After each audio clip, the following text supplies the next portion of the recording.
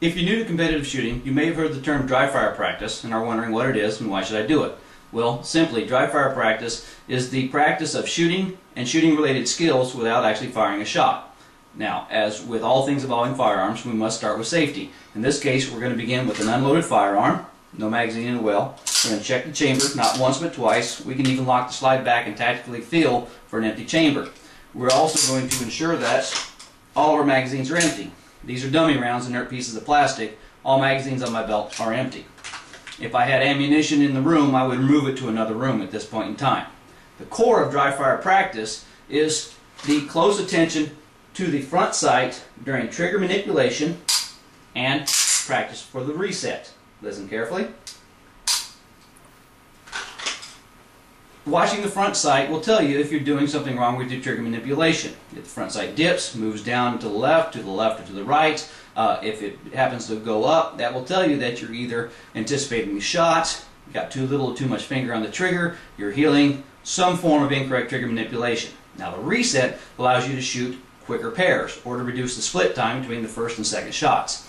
This is done by becoming familiar with your trigger so that you know exactly how little space you have to move or distance you have to move your trigger finger to reset it, and then begin the rearward press on the trigger again.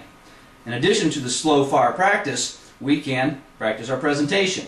Presentation is from the moment that the hands come together and then up to the target. What we attempt to do is to pick up the front sight in front of our face, direct it in on the target so we're ready to shoot as soon as we have a sight picture on the target. We can also practice multiple target practice by presidenting to the first target, 2 shot practices, second target, 2 shots, and third target, 2 shots. We can practice our draw, either from the arms relaxed at side position or from the surrender position. You can do all kinds of other things involving the initial shot practice, from unloaded gun on the table to loaded gun on the table or unloaded gun in some other type of condition. We can practice our reloads.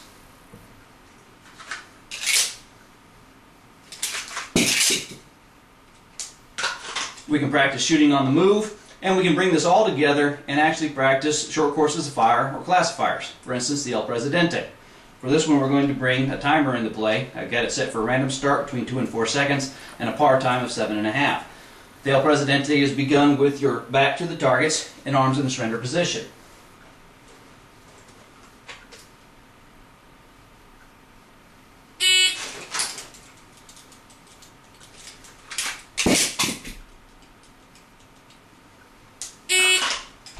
Now, as you can see that the par time may have been set for 7.5 seconds, I completed it well before 7.5. The problem with dry fire practice is you don't get that delay that comes from the recoil, having to track the sight, bring it back on target. You tend to do things quicker. But it's great mechanical practice to improve your shooting. Don't forget, though, that the core of dry fire practice, and one that I will spend 15 to 20, 30 minutes on, sitting in front of the TV, pointing my camera at my wife's favorite Dimdico, sitting on top of the entertainment center, is close attention to the front sight, trigger manipulation, and reset. The final word about safety when it comes to dry fire practice. You want to set a time limit or specifically identify, I'm beginning my dry fire practice and now I'm finished with my dry fire practice. Once you have finished, you don't mix live fire or live ammunition time with dry fire practice. If you keep a loaded firearm in the house, do not load up, make the gun hot, ready to defend yourself with, and then begin to say later on, you know, I want to practice that dry fire some more. That's where the mistakes get made. Set the time, I'm beginning my dry fire now. Unload the weapon, remove ammunition to another room or another floor of the house, practice your dry fire. I'm now finished, I will not dry fire anymore. Make the gun hot if that's how you're going to keep it, and set your time limit right there. You're done dry firing. Be safe, have fun, shoot well.